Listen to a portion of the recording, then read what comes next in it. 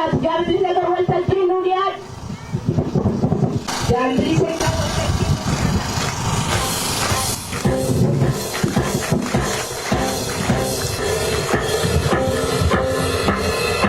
Walaloo guyyaa gootota Oromoo haalawwan qaqqaalii qabsoo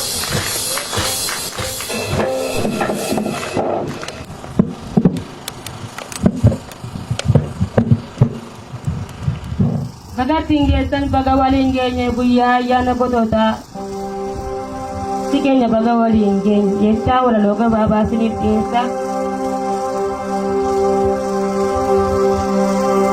Guyyaa ayyaana goototaaf guyyaa humna taawwaboo ebila 15 baga geenye Oromoo utuma nuti mooranii nu fagaanneerra qomoo utuma nuti mooranii nu fagaanneerra qomoo.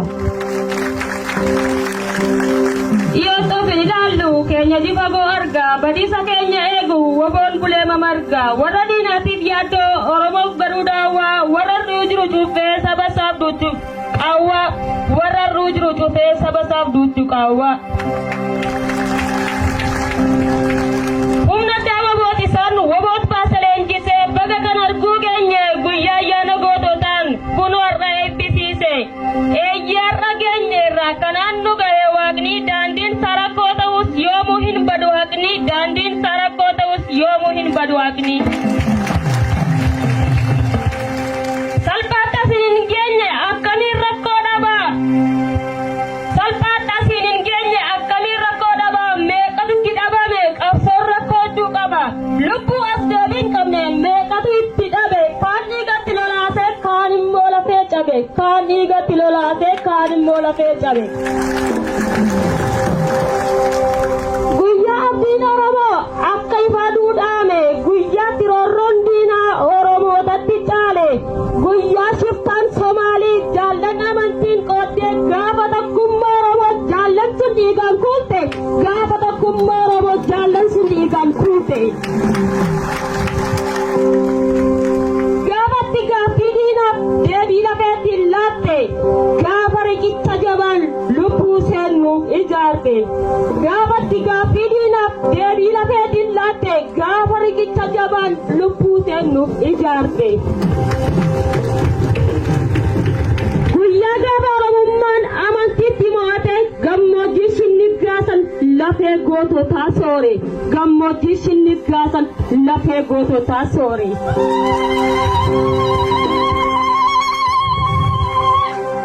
Gaafa jumlaadhaan baddee lubbuun gootota qaalii gaafa gaddaa bitiiqi morma nu huutessanii.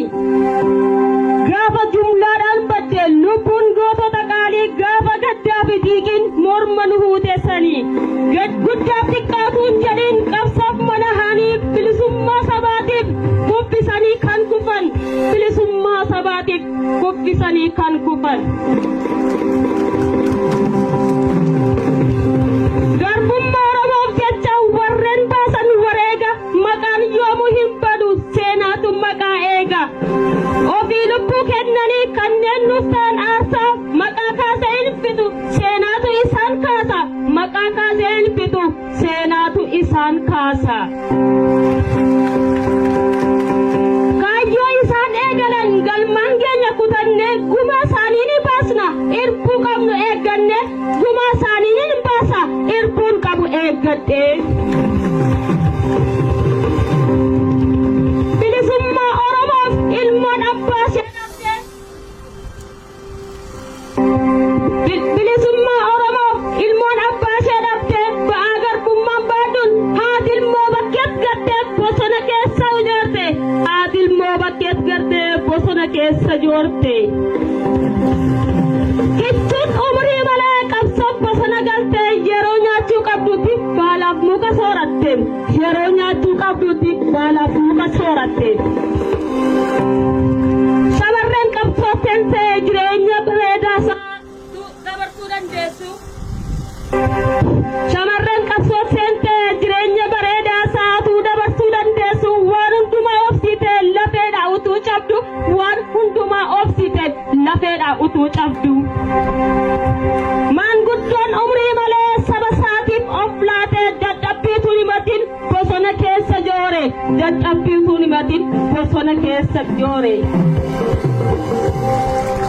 Dadhabee utuun jedhin warra kan guyyaa jooran warreen diina dhiyeessanii reeffa sallaattii sooran warreen diina dhiyeessanii reeffa sallaattii sooran eenyu isaan jechuu maltu kan hin beekne habaru roboo gaachan Oromoo kan diina Oromoo jeesee dhiiga boorachaa jiru roboo gaachan Oromoo kan diina Oromoo jeesee dhiiga boorachaa jiru. Isa kaayyoo sarkittee tarkaanfii isaa finiinsee imala gar Finfinneen deemsa isaa itti fufe sadarkaa dhaarragee haqallee deemaa jira godinaalee hundarraa fuula isaa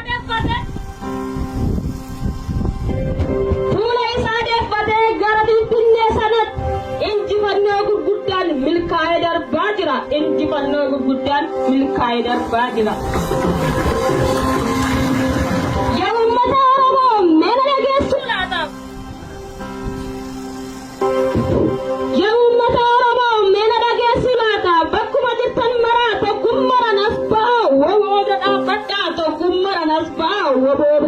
Imala marsaa kanaan garbummaa saba keenyatti xumura itti goona Oromoo maqaa guddaa alaabaa isaa fannisnee tarree addunyaa dhaamsifna Oromoo maqaa guddaa alaabaa isaa dhaamsifnee tarree addunyaa dhaamsifna alaabaa isaa fannisnee tarree addunyaa dhaamsifna injifannoon uummata Oromoo jaan bilisee tilasaati galatooma.